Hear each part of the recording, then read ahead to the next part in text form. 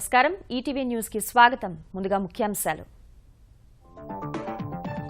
ఏపీలో మండలి అభ్యర్థులను ప్రకటించిన తెలుగుదేశం భంగపడిన ఆశావహులకు ఎమ్మెల్యే కోటాలో సర్దుబాటు చేస్తామని హామీ నవ్యాంధ్రలో ప్లాంట్ల ఏర్పాటు దిశగా హైదరాబాద్ శివారు పరిశ్రమలు ఒకే రోజు 75 చిన్న మధ్య తరహా సంస్థలు ప్రారంభమయ్యేలా ఏపీఐఐసీ సౌకర్యాలు కాళేశ్వరానికి పర్యావరణ అడ్డంకులు అధిగమించే యత్నాల్లో తెలంగాణ సర్కార్ కేంద్ర జల సంఘాన్ని సూత్రప్రాయ అనుమతి కోరాలని నిర్ణయం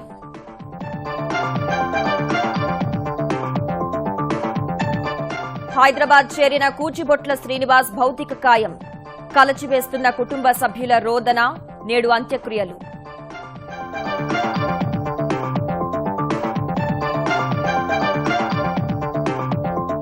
అనంతపురం జిల్లాలో వేసవికి ముందే దాహం కేకలు వందల గ్రామాల్లో చుక్కరాల్చని కుళాయిలు కనీస అవసరాలకు నీటి కొనుగోళ్లు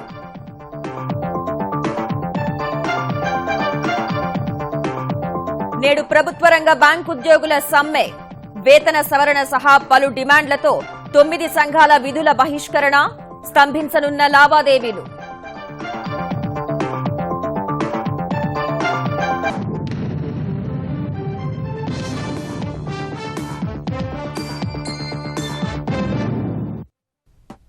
ఆంధ్రప్రదేశ్లో స్థానిక సంస్థల కోటా ఎమ్మెల్సీ అభ్యర్థులను తెలుగుదేశం ఎట్టకేలకు ఖరారు చేసింది.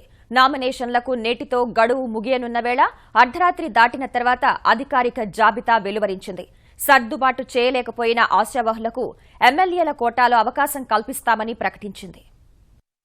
ఆంధ్రప్రదేశ్లోని 7 జిల్లాల్లో 8 స్థానిక సంస్థల కోటా ఎమ్మెల్సీ ఎన్నికల అభ్యర్థులను తెలుగుదేశం పార్టీ అర్ధరాత్రి దాటాక ప్రకటించింది. సుదీర్ఘ వడపోత అనంతరం తెలుగుదేశం పార్టీ జాతీయ అధ్యక్షుడు చంద్రబాబు నాయుడు తుది జాబితాను ఖరారు చేశారు. చాలాసేపు సందిగ్ధత కొనసాగిన శ్రీకాకుళం జిల్లా నుంచి శత్రుచర్ల విజయరామరాజును బరిలో దించారు. తూర్పుగోదావరి జిల్లా నుంచి చిక్కాల రామచంద్రరావును ఖరారు చేశారు. పశ్చిమ గోదావరి జిల్లాలోని 2 స్థానాలకు పాందువ సీనుగా పేరొందిన మంతెన సత్యనారాయణరాజు, సిట్టింగ్ ఎమ్మెల్యే అంగర రామ్మోహన్ రావు, నెల్లూరు జిల్లా నుంచి నారాయణ రెడ్డి, చిత్తూరు జిల్లా నుంచి దొరబాబు, కర్నూలు జిల్లా నుంచి శిల్పా చక్రపాణిరెడ్డి, అనంతపురం జిల్లా నుంచి దీపక్ రెడ్డిని పోటీలో నిలిపారు. ఐవీఆర్ఎస్ విధానం ద్వారా జిల్లా నుంచి పోటీ పడుతున్న ఆశావహులపై అభిప్రాయ సేకరణ జరిపి తుది నిర్ణయం ప్రకటించిన తెలుగుదేశం పార్టీ అధిష్టానం అసంతృప్తి వర్గాన్ని బుజ్జగించేలా జిల్లా ఇన్ఛార్జి మంత్రులను ముందే స్థానికంగా అందుబాటులో ఉంచింది. కొందరు ఆశావహులు నిరాశ చెందినా రానున్న రోజుల్లో వారికి న్యాయం చేస్తామని ఏపీ తెలుగుదేశం పార్టీ అధ్యక్షుడు కళా వెంకట్రావు తెలిపారు. ప్రాంతాలు, సామాజిక వర్గాలు కొంతమందికి ఇచ్చినటువంటి హామీ గాని సీనియర్లు అన్ని విషయాలు పరిగణనలోకి తీసుకున్నాక సెలెక్ట్ చేయడం జరిగింది. ఇంకా ఆశావాహులు ఉన్నారు చాలా మంది, కానీ కొంతమందికి అవకాశం వచ్చినా మిగతా వాళ్ళని కూడా వారి వారి పరిస్థితులను బట్టి వారికి ఇవ్వాల్సినటువంటి గౌరవం పార్టీ పరంగా రేపు రాబోయేటటువంటి రోజుల్లో 2కో 3కో రేపు రాబోయే రోజుల్లో సర్దడం జరుగుతుంది. నామినేషన్లకు చివరి రోజైన ఇవాళ అభ్యర్థులు జిల్లా ఇన్ఛార్జి మంత్రులతో కలిసి నామపత్రాలు దాఖలు చేయనుండగా అత్యధిక స్థానాలను ఏకగ్రీవంగా కైవసం చేసుకునేందుకు తెలుగుదేశం పావులు కదుపుతోంది. ప్రతిపక్ష వైకాపా కడప మినహా మిగతా చోట అభ్యర్థుల్ని బరిలో దించుతుందా లేదా అనేది ఇవాళ తేలిపోనుంది. ప్రైవేటు ట్రావెల్స్ బస్సు ప్రయాణికుల ప్రాణాలను మరోసారి బలిగొంది. కృష్ణా జిల్లా పెనుగంచిప్రోలు మండలం ముళ్లపూడి వద్ద రహదారిపై నుంచి కల్వర్టు మధ్యలో పడి 3 నిండు ప్రాణాలను బలి తీసుకుంది. విశాఖ నుంచి హైదరాబాద్ వెళ్తున్న దివాకర్ ట్రావెల్స్ బస్సు డివైడర్ను ఢీకొని 3 కానాల కల్వర్టు మధ్యలో పడిపోయింది. డ్రైవర్ నిద్రమత్తే ప్రమాదానికి కారణమని పోలీసులు భావిస్తున్నారు. 3 ప్రయాణికులు అక్కడికక్కడే మృతి చెందగా 50 మంది ప్రయాణికులకు గాయాలయ్యాయి. క్షతగాత్రుల్ని నందిగామ ఆసుపత్రికి తరలించి చికిత్స అందిస్తున్నారు. బస్సు కల్వర్టు మధ్యలో ఇరుక్కుపోవడంతో సహాయక చర్యలకు ఆటంకం కలుగుతోంది. సాగునీటి ప్రాజెక్టుల పునరాకృతిలో భాగంగా తలపెట్టిన కాళేశ్వరం ప్రాజెక్టుకు సూత్రప్రాయ అనుమతివ్వాలని తెలంగాణ ప్రభుత్వం కేంద్ర జల సంఘాన్ని కోరనుంది. కేంద్ర జల సంఘం సూత్రప్రాయ అనుమతి లేకుండా పర్యావరణ అనుమతుల ప్రక్రియ చేపట్టలేమని కేంద్ర అటవీ పర్యావరణ మంత్రిత్వ శాఖ పరిధిలోని నిపుణుల మదింపు కమిటీ స్పష్టం చేయడంతో తెరాస సర్కార్ ఈ మేరకు నిర్ణయించింది. సాగునీటి పారుదల సలహాదారు Vidyasagar Rao Kaleshwaram project chief engineer Delhi వెళ్లి సంబంధిత అధికారులతో చర్చించారు. 80,449 కోట్ల రూపాయల అంచనాతో 180 శతకోటి ఘనపుటడుగుల నీటిని మళ్లించేందుకు ఇప్పటికే సమగ్ర ప్రాజెక్టు నివేదిక సిద్దం చేసిన తెలంగాణ సర్కార్ వచ్చే నెల 20న కేంద్ర జల సంఘం ముందు ప్రెజెంటేషన్ ఇచ్చే ఆలోచనలో ఉంది.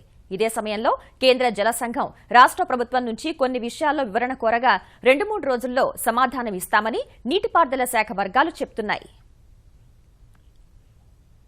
2 రోజుల ఢిల్లీ పర్యటనలో భాగంగా ఢిల్లీలో ఉన్న తెలుగు రాష్ట్రాల గవర్నర్ నరసింహన్ రాష్ట్రపతి ప్రణబ్ ముఖర్జీని కలిశారు. ఉభయ రాష్ట్రాల మధ్య విభజన సమస్యలు, మంత్రుల కమిటీలతో జరిగిన చర్చల వివరాలను రాష్ట్రపతికి వివరించినట్లు తెలుస్తోంది.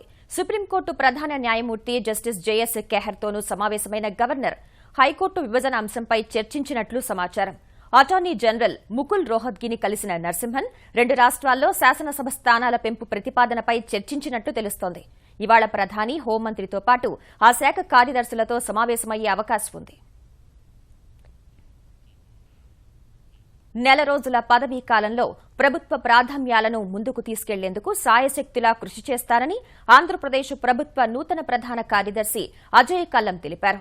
ఈ సాయంత్రం బాధ్యతలు స్వీకరించనున్న ఆయన ఆర్థిక శాఖ కార్యదర్శి హోదాలో 2 అంకెల వృద్ధి రేటు సాధన దిశగానే బడ్జెట్ ప్రణాళికలు రూపొందించినట్లు ఈటీవీకి తెలిపారు. ఈ కాలంలో పెద్ద పెద్ద పనులు చేయటం చాలా కష్టం. ప్రస్తుతానికి నేను ఫైనాన్స్లో ఉన్నాను కాబట్టి బడ్జెట్ తయారు చేయటం జరిగింది. సో ప్రతి డిపార్ట్మెంట్ కూడా ఈ బడ్జెట్కి అనుకూలంగా రిజల్ట్స్ అచీవ్ చేయడానికి అనుకూలంగా వారందరి చేత ప్లాన్స్ తయారు చేయించగలిగితే తర్వాత నిదానంగా వాటిని ఇంప్లిమెంట్ చేయడం జరుగుతూ ఉంటుంది. సో అంత మాత్రమే చేయగలము ఒక నెలలో, ఎందుకంటే ఎక్కువ పనులు కష్టం. శాసనసభకు సభ్యులకు మంచి పేరు వచ్చేలా నవ్యాంధ్రలో తొలి అసెంబ్లీ సమావేశాలు జరగాలని ఆంధ్రప్రదేశ్ శాసన సభాపతి కోడెల శివప్రసాదరావు ఆకాంక్షించారు. కొత్త సభ ఆరంభంలో తాను సభాపతిగా ఉండడం అదృష్టమని కోడెల ఈటీవీతో చెప్పారు. ఎల్లుండి ముఖ్యమంత్రి చంద్రబాబు చేతుల మీదుగా సంప్రదాయబద్దంగా శాసనసభను ప్రారంభించనున్నట్లు వివరించారు.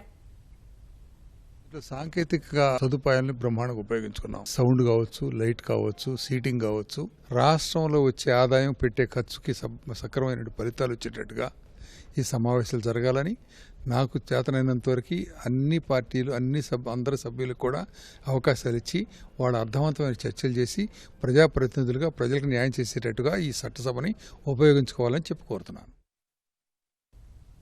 రాయలసీమలో వేసవి రాకముందే దాహం కేకలు ప్రతిధ్వనిస్తున్నాయి. ముఖ్యంగా అనంతపురం జిల్లాలో తాగునీటికి కటకటలాడుతోంది. కొన్ని గ్రామాల్లోని కుళాయిల్లో 3 నెలలుగా జలధార కనిపించలేదు. ముందస్తు ప్రణాళికా లోపంతో నీటి తిప్పలు మున్ముందు ఎలా ఉంటాయోనన్న ఆందోళన వ్యక్తమవుతోంది. అనంతపురం జిల్లాలో 21 మండలాల్లోని 289 గ్రామాల్లో తీవ్ర నీటి ఎద్దడి ఉన్నట్లుగా గ్రామీణ నీటి సరఫరా పథకం అధికారులే గుర్తించారు. చాలా గ్రామాల్లో నీరు విక్రయించే ఆటోలు పట్టణంలోని కాలనీల్లోకి రాగానే ప్రజలు బిందెలు, ప్లాస్టిక్ డ్రమ్ములు పట్టుకుని బారులు తీరుతున్నారు. అక్కడ తాగునీరు మాత్రమే కాదు, వాడుక నీరు కూడా ఒక్కో డ్రమ్ముకు 30 నుంచి 60 రూపాయలు పెట్టి కొనుగోలు చేస్తున్నారు. వంటకి అంటే ఇంకా ట్యాంకర్లు వస్తాయి, దాంట్లోంచి కొనుక్కుంటున్నాము. ఇంకా ఫిల్టర్ నీళ్ళు వస్తాయి, అవి తాగడానికి రోజు కొనుక్కుంటున్నాము. మినిమం అంటే పర్ డే వచ్చి 2 డ్రమ్స్ కావాలి. 2 డ్రమ్స్ 40 రూపీస్. వీళ్ళకి ఫుడ్ ఉండదు, వాటర్ కొంటారు. చాలా గ్రామాల్లో వాడుకునే నీరు కూడా లభించక వారానికోసారో 2 సార్లు స్నానం చేస్తున్నారు. పొలాల్లోని బోర్ల నుంచి అర్ధరాత్రి అపరాత్రి నీళ్లు తెచ్చుకుంటున్నారు. రాత్రి 2 గంటల కాడ 12 గంటల కాడ టోటల్ కాడ పోయి ఎత్తుకొచ్చుకుంటాం. స్కూల్ పోకుండా చాలా ఇబ్బందులు పడుతున్నాం మేము నీళ్లు లేక. నీళ్ళ కోసమే బడి వదిలేసినాను. మగ్గం నేస్తాం మేము. మగ్గం నేసే కూడా పని సరిపోవట్లేదు. ప్రతిసారి నీళ్ళకే సరిపోతుంది టైం అంతా. మూగజీవాల పరిస్థితి మరీ దారుణం. కిలోమీటర్ల కొద్దీ వెళ్లిన గొర్రెల మందలకు నోరు తడుపుకోవడానికి నీరు కనిపించడం లేదు. జిల్లాకు రోజు 171 MLD నీరు అవసరమైతే ప్రస్తుతం 70 MLD మాత్రమే సరఫరా అవుతోంది. అసలైతే నడుస్తాండే నీళ్లు లేక ఏడ తెచ్చిపోతారు. ఏడలేవు, బావులో లేవు, బోరంగలు లేవు. అనంతపురం జిల్లా గోరంట్ల గత ఏడాది డిసెంబర్ 17వ తేదీన కుళాయిలకు నీరు వదిలారు. ఇప్పటి వరకు మళ్లీ ప్రజలు చుక్క నీరు చూడలేదు. ఇక్కడి కుళాయిలో నీరొచ్చేది 3 నెలలకోసారి. బోర్లలో నీళ్లు లేవు సార్. 600 అడుగులు దింపినా గానీ నీళ్లు రావడం లేదు.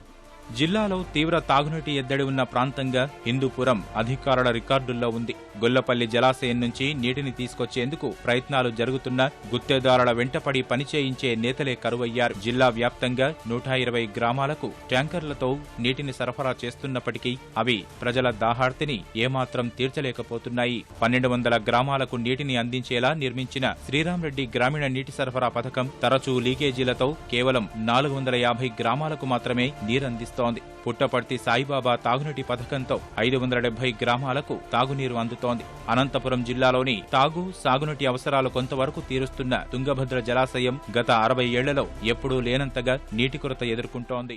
పోసుకునే కూడా లేవు, తాగడానికి కాదు, పల్లె ఆడలకు ఇబ్బంది. క్షేత్రస్థాయిలో పరిస్థితి ఇలా ఉంటే ఉన్నతాధికారులు మాత్రం అన్ని చర్యలు తీసుకుంటున్నామని చెబుతున్నారు. ఇంత అమౌంట్ కావాలని చెప్పి ప్రభుత్వానికి కూడా నివేదిక ఇచ్చాం. దానికి తగ్గట్టుగానే ప్రభుత్వం కూడా రీసెంట్గా 10 కోట్లు రిలీజ్ చేసింది. ఫస్ట్ ఈ 10 కోట్లతో మీరు పని చేయండి. ఇంకా ఎంత అవసరమైతే ఎక్కడ ట్రాన్స్పోర్టేషన్ ఉన్నా కూడా ఎక్కడ కూడా నీళ్ళు ఇవ్వలేము అనే పరిస్థితి లేకుండా పని చేయమని చెప్పి ప్రభుత్వం క్లియర్ ఇన్స్ట్రక్షన్ ఇచ్చింది. ఆ దిశలోనే మేము ప్రయాణం చేస్తాం. నిధుల విడుదలతోనే సమస్య పరిష్కారం కాదు, వాటిని సద్వినియోగం చేయాలని జనం డిమాండ్ చేస్తున్నారు. అమెరికా కెన్సస్లో ఉన్మాది కాల్పుల్లో ప్రాణాలు కోల్పోయిన కూచిబొట్ల శ్రీనివాస్ మృతదేహం 4 రోజుల తర్వాత హైదరాబాద్లోని ఆయన స్వగృహానికి చేరింది. రాత్రి శంషాబాద్ విమానాశ్రయంలో అధికారులు, కుటుంబ సభ్యులకు భౌతిక కాయాన్ని అప్పగించగా అక్కడి నుంచి నేరుగా హైదరాబాద్ బౌరంపేటలోని స్వగృహానికి తరలించారు. నిర్జీవంగా ఉన్న శ్రీనివాస్ను చూడగానే తల్లిదండ్రులు, బంధువులు, సన్నిహితులు భోరున విలపించారు. తెలంగాణ రవాణా శాఖ మంత్రి మహేందర్ రెడ్డి, ఎంపీ మల్లారెడ్డి, ఎమ్మెల్యే వివేకానంద సహా ఆంధ్రప్రదేశ్ మంత్రి పల్లె రఘునాథరెడ్డి శ్రీనివాస్ భౌతిక కాయానికి నివాళులు అర్పించారు. అమెరికాలో జరిగిన ఈ దుర్ఘటనను ముక్త కంఠంతో ఖండించారు. ఈ ఉదయం 11:30 గంటలకు హైదరాబాద్ ఫిలిం నగర్లోని మహాప్రస్థానంలో శ్రీనివాస్ అంతిమ సంస్కారాలు జరగనున్నాయి.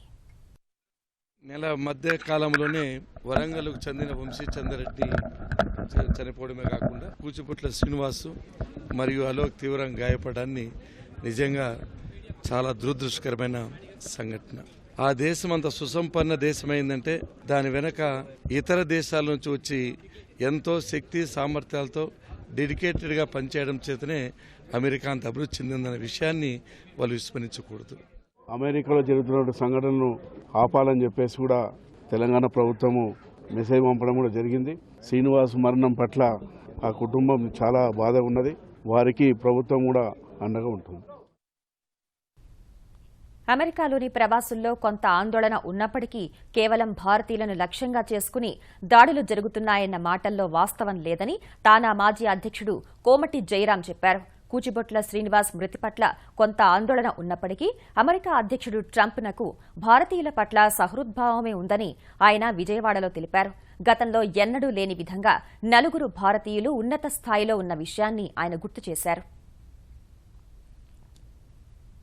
నవ్యాంధ్ర పాలన దాదాపు సొంతగడ్డకు మారిన వేళ హైదరాబాద్ శివార్లలోని చిన్న, మధ్య తరహా పరిశ్రమలు అమరావతిలో అడుగు పెట్టేందుకు సిద్దమవుతున్నాయి. డిసెంబర్ కల్లా ప్లాంట్ల ఏర్పాటుకు ముందుకొచ్చిన 75 పరిశ్రమల కోసం ఆంధ్రప్రదేశ్ ప్రభుత్వం ప్రయోగాత్మకంగా కృష్ణా జిల్లాలో మోడల్ పారిశ్రామిక కారిడార్ ఏర్పాటు చేస్తుంది.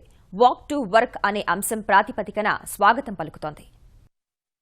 హైదరాబాద్ శివార్లలోని చిన్న, మధ్యతరహా పరిశ్రమల్లో కొన్ని తమ ప్లాంట్లను నవ్యాంధ్ర రాజధాని పరిధిలోనూ నెలకొల్పేందుకు వడివడిగా అడుగులు వేస్తున్నాయి. ఆంధ్రప్రదేశ్ ప్రభుత్వం తొలిసారిగా గన్నవరం మండలం వీరపనేనిగూడెం వద్ద 86 ఎకరాల విస్తీర్ణంలో సిద్ధం చేస్తున్న మోడల్ పారిశ్రామిక కారిడార్లో 75 సంస్థలు తొలిదశలో అడుగుపెట్టనున్నాయి. ఇందులో రక్షణ, అంతరిక్ష పరిశోధన, ఔషధ సంస్థలకు విడిభాగాలు అందించే సాంకేతిక పరిశ్రమలే ఎక్కువగా ఉన్నాయి. ప్రతిపాదిత స్థలంలో ఆంధ్రప్రదేశ్ పారిశ్రామిక మౌలిక సదుపాయాల కల్పనా సంస్థ ఏపీఐఐసి రహదారి, విద్యుత్ వంటి మౌలిక సదుపాయాలు కల్పిస్తుండగా ఆయా పనులను వివిధ పరిశ్రమల యాజమాన్యాలు పరిశీలించి సంతృప్తి వ్యక్తం చేశాయి. ఈ ఏడాది చివరి నాటికే ఉత్పత్తి ప్రారంభించేలా ప్రయత్నాలు జరుగుతున్నాయి. చిన్న యూనిట్లుండి హైదరాబాద్లో ఇప్పటి వరకు యూనిట్లు పెట్టుకున్న వాళ్ళందరూ కూడా వాళ్ళ ఎక్స్పాన్షన్కి అట్లాగే వాళ్ళ బిజినెస్ ప్రమోషన్కి కూడా ఇక్కడ సుమారు 75 పరిశ్రమలు ఈ వీరపనేనిగూడెం ప్రాంతంలో ఒకే రోజు లాంచ్ చేయడం జరుగుతుంది. అన్నింటినీ కూడా దాంతో ఈ చుట్టుపక్కల ఏరియాలో కూడా ఎకనామిక్ యాక్టివిటీ కానీ డెవలప్మెంట్ కానీ అంతా బాగా జరుగుతుంది. గవర్నమెంట్ ఏపీఐసి వాళ్ళు ఒక చక్కటి లేఅవుట్ వేశారు. ఎక్కడా లేవు 50 ఫీట్ బైలోడ్స్ అండ్ 60 ఫీట్ మెయిన్ రోడ్స్. 75 మంది 20-30 ఏళ్ల నుంచి ఇండస్ట్రీ నడిపేవాళ్ళు, 10 మందికి ఆధారం కల్పించేవాళ్ళు, కానీ ఒకళ్ళు ఆశించేవాళ్ళు కాదు. ఆశించేవాళ్ళు అయితే మేము ఇందూరం రాము. 1 ఇయర్లో టార్గెట్ ఫిల్ చేసి మేము ఇండస్ట్రీ స్టార్ట్ చేస్తాం. వీరపనేనిగూడెంలో ప్లాంట్లు ఏర్పాటు చేసే సంస్థలకు ప్రభుత్వం తక్కువ ధరకే భూమి కేటాయించగా ఆ భూమిని ఆయా యాజమాన్యాలు స్వయంగా అభివృద్ధి చేసుకోవాల్సి ఉంటుంది. కొంత స్థలంలో నివాస ప్రాంతం, పాఠశాల, స్థానిక యువతకు నైపుణ్య శిక్షణ కేంద్రాన్ని ఏర్పాటు చేయనున్నారు.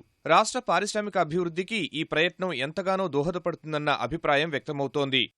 నేను హైదరాబాద్లో ఆల్మోస్ట్ 10 ఏళ్ల నుంచి మా బిజినెస్ నడుస్తుంది. System the use to give out the land is just out standing. మన గవర్నమెంట్లో వస్తుందని కాకుండా వాళ్ళకి ఇంటర్నల్ కంట్రోల్స్ వాళ్ళు పెట్టుకున్నారు. నేను నిజంగా కంపెనీ పెట్టేవాళ్ళే ఇక్కడికి వచ్చినట్టు నేను అనుకోవటం. వీళ్ళందరూ ఇక్కడికి వస్తే this is going to change the shape of the Veerapanenigudem altogether. వీరపనేనిగూడెంలో తొలి దశలో ఏర్పాటయ్యే 75 పరిశ్రమల ద్వారా 2600 మందికి ఉపాధి దక్కనుండగా తరువాతి దశలో మరో 20,000 మందికి ఉపాధి చూపేలా 6 నుంచి 700 పరిశ్రమలను తీసుకొచ్చేందుకు ప్రణాళికలు రచిస్తున్నారు. సాగునీటి ప్రాజెక్టుల విషయంలో తెరాస సర్కార్పై కాంగ్రెస్ చేస్తున్న దుష్ప్రచారాన్ని ప్రజల్లో ఎండగట్టాలని తెలంగాణ సాగునీటి శాఖ మంత్రి హరీష్ రావు పిలుపునిచ్చారు. మరో మంత్రి జగదీష్ రెడ్డితో కలిసి యాదాద్రిలో పర్యటించిన హరీష్ 81 లక్షల అంచనా వ్యయంతో నిర్మించతలపెట్టిన రైతు బజార్ విస్తరణ పనులు, 6 కోట్ల అంచనా వ్యయంతో నిర్మించతలపెట్టిన పెద్ద చెరువు మినీ ట్యాంక్ బండ్ నిర్మాణ పనులకు శంకుస్థాపన చేశారు. భువనగిరి నూతన వ్యవసాయ మార్కెట్ కమిటీ ప్రమాణ స్వీకారానికి హాజరైన హరీష్ ప్రాజెక్టులను కాంగ్రెస్ నేతలు అడ్డుకుంటున్నారని మండిపడ్డారు. ముఖ్యమంత్రి కేసీఆర్ ప్రజలకిచ్చిన హామీలు విస్మరించి ఉత్తుత్తి మాటలతో పాలన సాగిస్తున్నారని తెలంగాణ పీసీసీ అధ్యక్షుడు ఉత్తమ్ కుమార్ రెడ్డి విమర్శించారు. తెరాస ప్రభుత్వ ప్రజా వ్యతిరేక విధానాలపై పోరాటం ఆగదని నల్గొండ జిల్లా హుజూర్ నగర్లో నిర్వహించిన జన ఆవేదన సభలో పునరుద్ఘాటించారు. గృహ నిర్మాణాల్లో అవకతవకలపై తెలంగాణ గృహ నిర్మాణ శాఖ మంత్రి ఇంద్రకరణ్ రెడ్డి విసిరిన సవాల్ను స్వీకరిస్తున్నట్లు తెలంగాణ తెలుగుదేశం కార్యనిర్వాహక అధ్యక్షుడు రేవంత్ రెడ్డి ప్రకటించారు.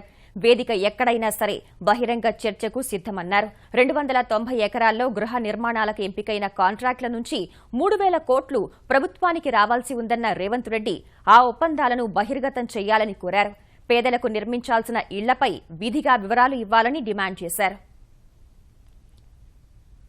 బీసీల్లో మరికొన్ని కులాలను చేర్చితే ప్రస్తుతం ఉన్న బీసీలు తీవ్రంగా నష్టపోతారని బీసీ సంఘాల జాతీయ అధ్యక్షుడు ఆర్ కృష్ణయ్య వ్యాఖ్యానించారు. ఆంధ్రప్రదేశ్లో ఆర్థికంగా వెనుకబడిన కొన్ని కులాలను బీసీ జాబితాలో చేర్చేందుకు ఏర్పాటైన జస్టిస్ మంజునాథ కమిషన్ను విజయవాడలో కలిసిన ఆయన కాపులు సహా ఇతర కులస్తులను బీసీల్లో చేర్చితే ప్రస్తుతం ఉన్న 85% బీసీలు తమ అస్తిత్వాన్ని కోల్పోతారని తెలిపారు. ఏపీలో బుధవారం నుంచి మొదలయ్యే ఇంటర్ వార్షిక పరీక్షల నిర్వహణకు అన్ని ఏర్పాట్లు చేసినట్లు ఇంటర్మీడియట్ బోర్డు కార్యదర్శి బి ఉదయలక్ష్మి తెలిపారు. ఉదయం 9 గంటలకు పరీక్ష ప్రారంభమవుతుందని, 1 నిమిషం ఆలస్యమైన విద్యార్థులను పరీక్షా హాల్లోకి అనుమతించబోమని చెప్పారు. మార్చి 9న జరిగే పరీక్షను ఎమ్మెల్సీ ఎన్నికల కారణంగా వాయిదా వేస్తున్నట్టు తెలిపిన ఉదయలక్ష్మి అదే హాల్ టికెట్తో అదే పరీక్షా కేంద్రంలో మార్చి 19న నిర్వహిస్తామన్నారు. పరీక్షలో కాపీయింగ్ చేస్తూ పట్టుబడితే 4 ఏళ్లు అనర్హులుగా చేస్తామన్న ఆమె హాల్ టికెట్ల కోసం కళాశాలల చుట్టూ తిరగాల్సిన పని లేదని వెబ్సైట్ నుంచి డౌన్లోడ్ చేసుకోవచ్చని తెలిపారు. ఏ ఒక్క విద్యార్థి కింద కూర్చోకోకుండా వాళ్ళ బల్లల మీద కూర్చొని ఎగ్జామ్ రాసేటట్టుగా ఏర్పాటు చేయమని అందరి అధికారులని ఆదేశించడం జరిగింది. మార్చి 9వ తేదీ నుంచే మేము స్పాట్ వాల్యుయేషన్ క్యాంప్స్ కూడా స్టార్ట్ చేస్తున్నాం. సైమల్టేనియస్గా జరిగే ఎగ్జామ్స్ జరుగుతూ ఉంటాయి. ఆ 9వ తేదీ వరకు అయినటువంటి వాటిల్లో స్పాట్ వాల్యుయేషన్ కూడా నిర్వహించడం జరుగుతుంది.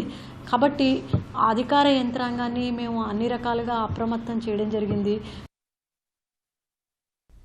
సూర్యుడిపై పరిశోధనకు అమెరికా అంతరిక్ష పరిశోధన సంస్థ NASA solar probe plus mission పేరిట తొలిసారి ఓ వ్యోమ నౌకను పంపనుంది. వచ్చే ఏడాది చేపట్టబోయే ఈ ప్రయోగంలో భాగంగా సూర్యుడి ఉపరితలం నుంచి 6 మిలియన్ కిలోమీటర్ల దూరానికి ఓ వ్యోమ నౌకను పంపుతారు. ఈ వ్యోమ నౌక సూర్యుడి ఉపరితలం వరకు వెళ్లలేకపోయినా 3 కీలక ప్రశ్నలకు సమాధానం కనిపెట్టేంత చేరువకు చేరుకుంటుందని నాసా గోల్డాక్ స్పేస్ ఫ్లైట్ సెంటర్ పరిశోధకుడు ఎరిక్ క్రిస్టియన్ తెలిపారు. సూర్యుడి వాతావరణం కంటే ఉపరితలంపై ఉష్ణోగ్రతలు ఎందుకు తక్కువగా ఉంటాయి? సౌర పవనాలు భారీ వేగాన్ని ఎలా అడ్డుకోగలుగుతున్నాయి? సూర్యుడి నుంచి అప్పుడప్పుడు ఎందుకు అత్యంత శక్తివంతమైన రేణువులు వెలువడుతున్నాయి అనే తదితర ప్రశ్నలకు ఈ ప్రయోగంతో సమాధానం లభించే అవకాశం ఉంది. వేర్పాటువాదానికి విశ్వవిద్యాలయాలు ప్రయోగశాలలు కారాదని కేంద్ర సమాచార ప్రసార శాఖ మంత్రి వెంకయ్యనాయుడు అన్నారు. భావ ప్రకటన స్వేచ్ఛ పేరుతో విశ్వవిద్యాలయాల్లో ఉద్రిక్త వాతావరణం సృష్టించడం సమంజసం కాదని ఆయన సూచించారు. భావ ప్రకటన స్వేచ్ఛకు పరిమితులు ఉంటాయని తెలుసుకోవాలన్నారు. కాంగ్రెస్ వామపక్షాలు విశ్వవిద్యాలయాల విద్యార్థులను తప్పుదోవ పట్టిస్తున్నాయని విమర్శించారు. పార్లమెంటుపై దాడికి కుట్ర పన్నిన అఫ్జల్ గురు పేరిట కార్యక్రమాలు చేసేవారికి రాజకీయ పార్టీలు మద్దతివ్వడంపై వెంకయ్య ఆందోళన వ్యక్తం చేశారు. Jammu Kashmir is an integral part of India. How can anybody advocate Azadi for Jammu Kashmir? And you want to make the universities are laboratories for this separatist experiments? What is happening to these people? As they are totally frustrated because the majority of the people of India are rejecting their philosophy, their ideology, both ideologically as well as politically. They are frustrated and trying to mislead the young minds. వేతనాల పెంపు సహా పలు డిమాండ్లతో ప్రభుత్వ రంగ bank ఉద్యోగులు నేడు తలపెట్టిన ఒక్కరోజు సమ్మెతో లావాదేవీలు స్తంభించనున్నాయి.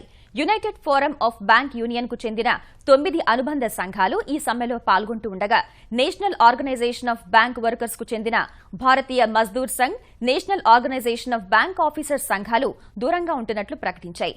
SBI, Punjab national bank, bank of Baroda వంటి ప్రభుత్వ రంగ బ్యాంకులు పూర్తిగా మూతపడనుండగా ఐసీఐసీఐ, హెచ్డీఎఫ్సీ, యాక్సిస్ వంటి ప్రైవేట్ బ్యాంకుల్లోని చెక్ క్లియరెన్స్ వంటి లావాదేవీలపై ప్రభావం పడే అవకాశం ఉంది. తెలుగు రాష్ట్రాల్లో దాదాపు 65,000 మంది సిబ్బంది సమ్మెలో పాల్గొంటున్నారు. రుణాల ఎగవేతకు పాల్పడుతున్న వారిపై క్రిమినల్ కేసులు పెట్టి స్థిరాస్తులు జప్తు చేసేందుకు వీలుగా చట్టం చేయడం, 2,000 రూపాయల నోట్లు దారి మళ్లడంపై సీబీఐతో విచారణ చేయించడం వంటి డిమాండ్లతో నేడు సమ్మె జరగనుంది. ఈటీవీ న్యూస్ సమాప్తం. నమస్కారం.